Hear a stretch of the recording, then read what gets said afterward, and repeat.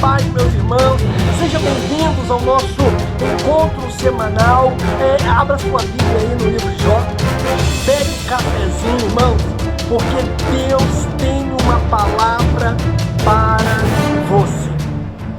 Essa certeza eu tenho no meu coração. O título da nossa lição de hoje é Quando Deus se revela ao homem. O texto bíblico, amados, está em Jó, capítulo 38, Jó, capítulo 39, Jó, capítulo 40 e Jó, capítulo 41. Eu vou ler apenas Jó 38, do 1 ao 4, mas eu te aconselho, no nome de Jesus, pare o vídeo, leia todos esses capítulos. Meu irmão, com certeza você será muito abençoado. Faça isso no nome de Jesus. Jó 38 diz assim, do 1 ao 4. Depois disto, o Senhor respondeu a Jó de um redemoinho e disse: Quem é este que escurece o conselho com palavras sem conhecimento? Agora cinge os teus lombos como homem e perguntar-te-ei, e tu me respondes: Onde estavas tu quando eu fundava a terra? Faze-me saber se tem inteligência. Irmãos, que pedrada Jó recebeu, irmãos, que pedrada. Ei, escute o que eu vou dizer antes de apresentar os objetivos da nossa lição. Já se perguntou o quanto Deus é grande, infinito, e que não cabe em nossa imaginação? E nós, irmãos, seres pequenos, tão limitados e injustos? A pergunta é: como é possível um ser tão grande, santo, justo, infinito, relacionar-se com outros seres tão contrários à sua própria natureza? Responde-me aí se você puder, meu amado. Na lição de hoje veremos o quanto esse Deus tão grande se revela e relaciona com seres tão pequenos como nós. A verdade, meu irmão, é uma só. Em Cristo Jesus, em Cristo Jesus, nós temos o privilégio de adentrarmos confiantemente a presença dele. Aleluia, aleluia. O caminho, irmãos, por favor, pegue essa visão. O caminho ao trono divino está aberto a todo aquele e aquela que deseja, por meio de Jesus, o Filho de Deus. Vamos combinar uma coisa? É um privilégio, é um maravilhoso presente desfrutarmos da presença desse Deus, irmãos. Isso é maravilhoso. E não existe lugar, isso que é fantástico. Aonde você estiver, você pode experimentar a presença gloriosa desse Deus. Aleluia. Temos 3 objetivos, como de costume, amados. Primeiro é ensinar que Deus se revela aos homens. Segundo é pontuar que a criação expressa a glória de Deus. Terceiro e último é acentuar que a nossa justiça jamais se sobreporá à justiça divina. Pois bem, na lição de hoje, nós vamos estudar como Deus se revelou a Jó e dialogou com ele. Isso está no capítulo 38, irmãos, ao capítulo 41. Esse episódio, ele marca o ápice do livro de Jó, porque mostra o quê? A quebra do silêncio de Deus. Ao longo desse estudo, nós veremos que as respostas de Deus, não são precisas segundo a objetividade que nós humanos esperamos. Jó, portanto, é desafiado, irmãos, a comparar sua habilidade e sabedoria com as habilidades e sabedorias de Deus. E mais, a responder quem de fato age com justiça nesse mundo. O primeiro ponto da nossa lição vai mostrar a revelação, queridos, de um Deus pessoal, meu irmão. Dentro aí desse tópico da lição, né, nós veremos 3 pontos importantes. O Deus que tem voz, a poderosa manifestação de Deus e o Deus que está presente. Cara, Deus tem voz, meu irmão. Deus fala, meu amado. Aleluia. O Altíssimo, né, havia falado nos 2 primeiros capítulos, mas essa fala era totalmente desconhecida por Jó e os seus amigos ao longo do livro. Assim, até o capítulo 38, houve muitas falas sobre Deus. Você vai lembrar disso. Jó falou, sua mulher falou também, e os seus amigos também falaram. Porém, todavia, entretanto, Deus não falou durante esse período, meu irmão. Olha que coisa interessante, do capítulo 1 ao 37, todo mundo fala, menos o Senhor.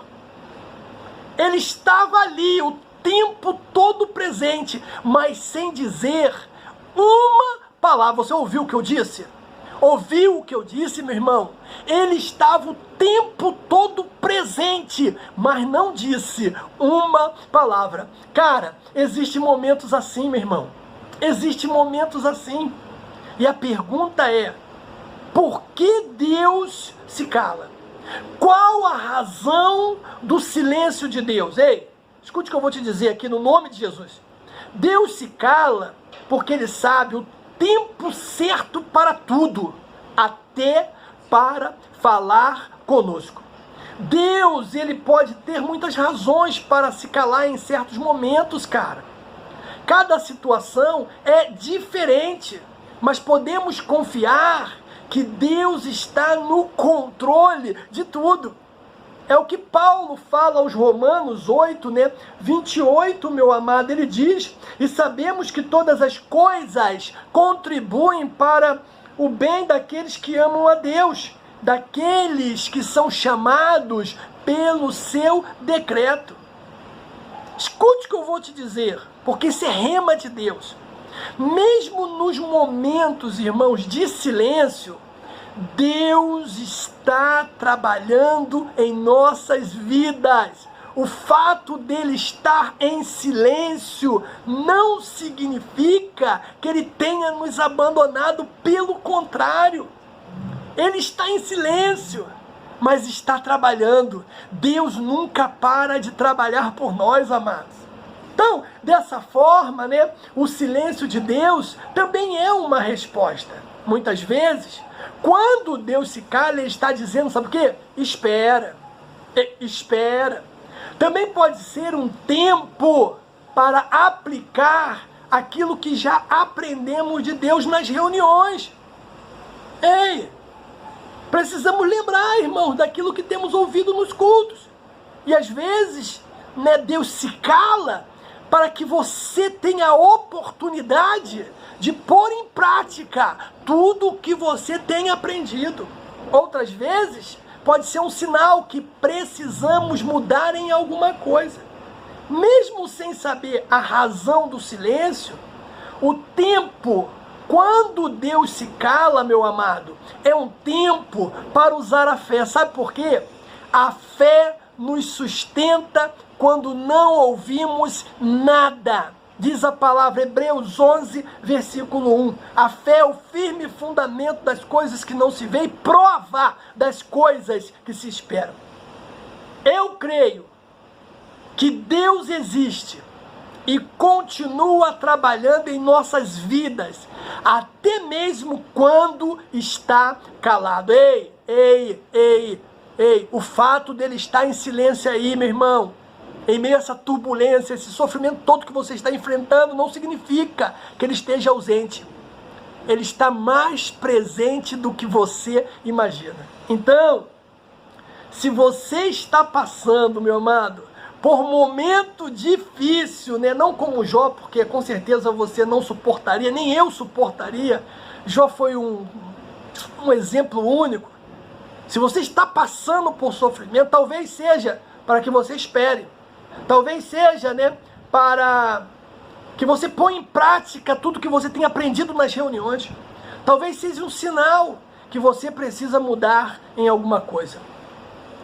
Quando Deus se cala, isso não significa que, primeiro, Deus não está interessado. Meu irmão, Deus está interessado em cada detalhe da sua vida. Ele nunca está ocupado demais para ouvir você. É o que diz Mateus, capítulo 10, 29 ao 31. Não se vendem 2 passarinhos por 1 cêntimo? E nenhum deles cairá em terra sem a vontade do vosso Pai. E até mesmo os cabelos da vossa cabeça estão todos contados. Não temais, pois mais vale vós do que muitos passarinhos. Ei, meu irmão, Deus está em silêncio não significa que ele não esteja interessado. Ele está interessado. O silêncio de Deus também não significa que Deus lhe abandonou, meu irmão. Mesmo nos piores momentos, Deus nunca vai nos abandonar. É o que diz o salmista, Salmo 139, 7 e 8. Para onde me irei do teu espírito? Ou para onde fugirei da tua face? Se subir ao céu tu estás? Se fizer no céu minha cama, eis que tu estás ali também. Ei, Deus não nos abandona. O silêncio de Deus também não significa que ele não tem a solução. Cara, Deus é maior que todos os nossos problemas. Ele tem a solução. Ele vai te ajudar. 1 de João, meu irmão. 1 de João 4, versículo 4. Filhinho, sois de Deus, já o tendes vencido, porque maior é o que está em vós do que o que está no mundo. Ei, meu irmão, com Jó foi assim. Do capítulo 1 ao 37, nenhuma palavra de Deus. Nenhuma palavra. Até que ele quebrou o silêncio. 38, versículo 1 diz: depois disso, o Senhor respondeu a Jó de um redemoinho. Depois disso o quê? Depois do encontro de Deus com Satanás, depois que Jó perdeu, né, a fazenda, os bens, Jó perdeu a família, foi acometido por uma enfermidade, meu irmão, depois que a mulher falou, depois que os amigos falaram, depois de tudo isso, Deus quebra o silêncio. O detalhe, irmãos, o detalhe que veio ao meu coração, ele responde Jó de um redemoinho. E a pergunta é, por que Deus respondeu a Jó de um redemoinho? Eita glória! Para mostrar, irmãos, para mim e para você, que ele nem sempre entra na ponta dos pés no nosso mundo, tornando a sua presença conhecida de maneira gentil. Vai ter momentos, meu irmão, e muito deles, que Deus vai entrar com o pé na porta mesmo, irmão, fazendo barulho. Se lembra de Naum, capítulo 1, versículo 3? Que diz a palavra: o Senhor é tardio em irar-se, mas grande em poder, e ao culpado não tem por inocente. O Senhor tem o seu caminho na tormenta e na tempestade, e as nuvens são o pó dos teus pés. Viu o que eu falei? O caminho do Senhor é na tormenta, é na tempestade. Lembra de Moisés, irmão, no Monte Sinai, Êxodo 19? Meu Deus, diz a palavra que Moisés levou o povo, né, fora do arraial, ao encontro do Senhor, puseram-se ao pé do monte, todo o monte fumegava, aleluia, porque diz a palavra, o Senhor descera sobre ele em fogo, a sua fumaça subia como fumaça de uma fornalha, diz a palavra, e todo o monte tremia de maneira poderosa, e o sonido da buzina ia crescendo cada vez mais. Moisés falava, Deus lhe respondia em alta e poderosa voz. É assim que Deus vem muitas vezes, irmãos, na maioria delas. Me fez lembrar também Martinho Lutero, diz a palavra, né?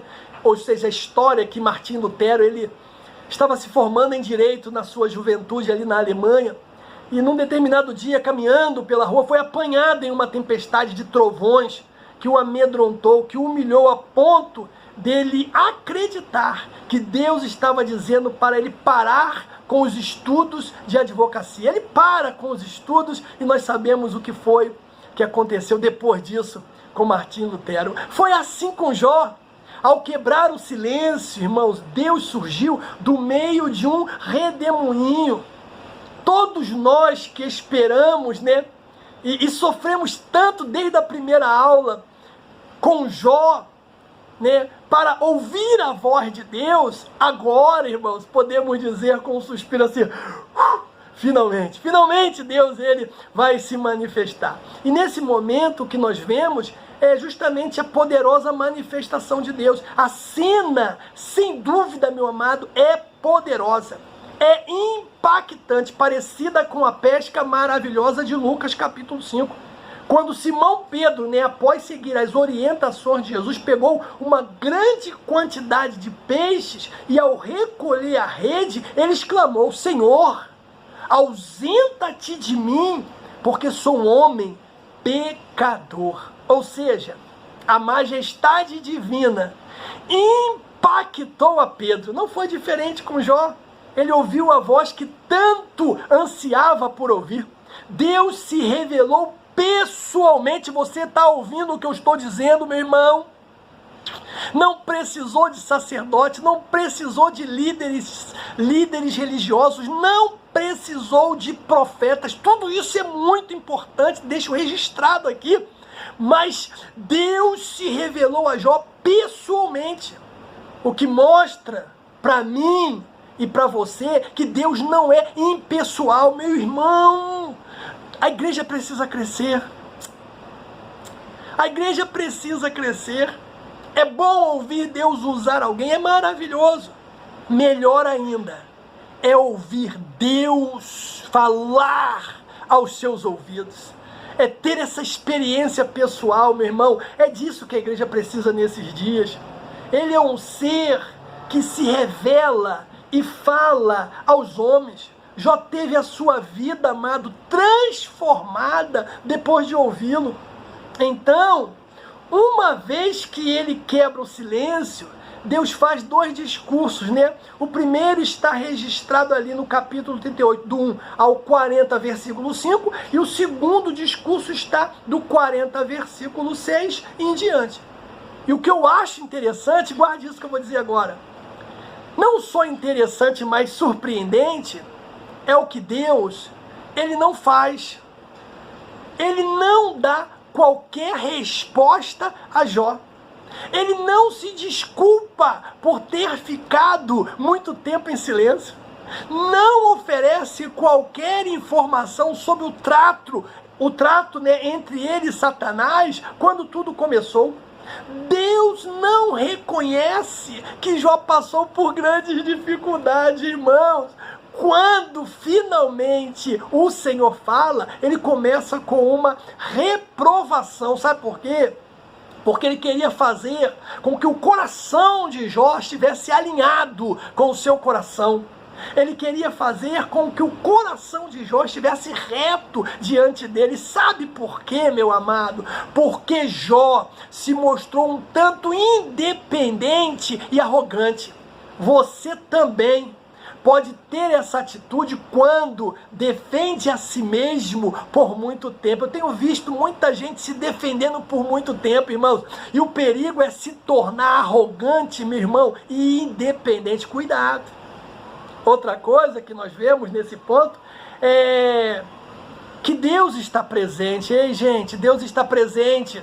Na teologia tradicional exposta pelos amigos de Jó, essa era uma forma fria e distante de se referir a Deus, um Deus que existe, mas que está longe dos homens. Dessa forma, El Shaddai era, no entendimento deles, o nome que identificava Deus como forte e poderoso, porém, entretanto, distante e indiferente. Essa visão tradicional de Deus acabou por exaltar a sua soberania, o seu poder, mas diminuiu a sua compaixão e misericórdia. É nesse contexto, irmãos, que Jó clama por encontrar a Deus, chegar ao seu trono. É isso que ele fala lá em Jó capítulo 23. Esse era, na verdade, o grande dilema do patriarca. Sabe por quê? Porque Jó pensava, irmãos, como muitos estão pensando nos dias atuais, que Deus o tinha abandonado. Jó não sabia a aposta que Satanás tinha feito. Não sabia a razão do silêncio de Deus, daí toda a sua angústia, desespero por sentir-se sozinho e abandonado. Para ele, o Criador se escondeu para não ouvir a sua defesa. Mas o grande propósito, amados, do livro de Jó revela, escute isso, que mesmo quando estamos navegando às escuras, andando somente pela fé e não por vista, Deus está presente e próximo de nós. Guarde isso no seu coração, meu irmão. Guarde isso pelo amor de Deus. Mesmo que você esteja navegando às escuras, andando pela fé e não por vista, Deus está presente e próximo de você. Outro tópico da nossa lição fala da revelação de um Deus sábio. E nesse tópico nós vemos 3 pontos importantes também. A revelação na mecânica celestial, a revelação na dinâmica da vida e a revelação na necessidade de conhecer melhor a Deus. Ei, cara, o texto é muito poderoso, irmãos. Deus convida Jó a contemplar o universo e vê-lo como funciona. Isso ainda em Jó 38. Há uma mecânica celestial que rege os fenômenos naturais de forma que garanta a sua perfeita regência. O Criador, ele desafia Jó a contemplar tudo isso e ver como o seu funcionamento harmônico atende a um propósito superior. De fato, o salmista também disse isso. Ele disse: os céus manifestam a glória de Deus e o firmamento anuncia as obras da sua mão. Salmo 19, versículo 1. Jó, ele se compara com um grande sábio, mas Deus mostrou a ele que ele nada sabia, meu irmão. Por isso o Criador o desafia a contemplar o mar e o sol, ainda em Jó 38, porque ele não sabia nada da origem dos oceanos, da grandeza da luz solar, e muito menos, irmãos, da dimensão da criação. Oh, Deus maravilhoso! Aí nós temos a revelação na dinâmica da vida, porque se Jó nada sabia sobre a ordem da criação, muito menos sobre a providência divina para mantê-la de pé. Ainda estamos em Jó 38. Ou seja, Jó deveria ser capaz de responder às seguintes questões. Primeiro, como veio a existir a criação? Olha aí Jó 38, meu amado. Segundo, como ela é preservada? Jó tinha que saber também ou explicar como Deus faz para alimentar os leões e os seus filhotes. Como as cabras monteses conseguiam dar cria e os seus filhotes protegê-los dos predadores. Isso já está em Jó capítulo 39, irmãos. Outra coisa, Jó tinha que responder sobre o jumento e o boi selvagem, sobre o avestruz, sobre o cavalo de guerra, sobre o falcão, sobre a águia. Ou seja, está claro, irmãos, que há uma providência divina que preserva as coisas criadas. Porque todos esses animais, eles foram projetados por um design inteligente com suas peculiaridades, modo de ser e de viver. Então, se Jó não sabia como explicar como eles viviam e se comportavam, e o que levava a pensar que poderia discutir com Deus de igual para igual? Cara, era muita prepotência de Jó. Então, era hora, portanto, irmão, de reconhecer o seu lugar e se humilhar diante da majestade divina. Aí nós vemos também a revelação da necessidade de conhecer melhor a Deus. Ei, era preciso que Jó contivesse o seu orgulho. De fato, irmãos, ele falou muitas verdades sobre Deus, mas ignorou o quanto não sabia acerca do Criador. A revelação de Deus sobre a mecânica celestial e da vida não foi uma censura à integridade, à sinceridade de Jó. Aos olhos de Deus, ele permanecia um homem justo e íntegro. Mas faltava o quê? Um pouco de humildade. Porque ele agiu de forma, vamos dizer, presunçosa ao questionar a majestade do Senhor. Então era necessário que conhecesse melhor a Deus. É isso que a igreja atual precisa, meu irmão. Sabe? Agora olha que coisa interessante. Jó era íntegro, sincero, desviava do mal, temia a Deus, mas todas essas coisas não foi suficiente, para preservar Jó daquele sofrimento. Por que será? Hein? Todas essas qualidades eram muito boas. E Deus falou isso a respeito de Jó. Mas não foi suficiente. Ele passou por aquele sofrimento. E a pergunta é por quê? Porque na verdade, irmãos, essas qualidades muitos ímpios têm. Não se escandaliza não. Eu conheço muito deles. O que Deus queria era que Jó conhecesse melhor a Ele. Deus quer, irmãos, nesses últimos dias, que a igreja o conheça melhor. Irmãos, essa igreja atual, ela não conhece o Deus que diz que serve. Não conhece. Então, cada contorno da criação, cada formação de uma vida, cada ato de preservação da criação, é Deus dando-se a conhecer ao homem. E nós precisamos reconhecer o agir de Deus, irmãos, no universo, em todas as coisas que acontecem, inclusive nessa pandemia aí. Ei, meu irmão, Deus está agindo. Deus está agindo. E com que propósito? Eu acredito particularmente que é para que a igreja tenha um encontro pessoal com Ele, para que a igreja o conheça melhor. Só que a igreja não consegue ver isso, irmãos. É um desespero danado. Meu Deus, é uma pena. Porque aí Deus vem com outra, e outra, e outra, e outra, e por aí vai.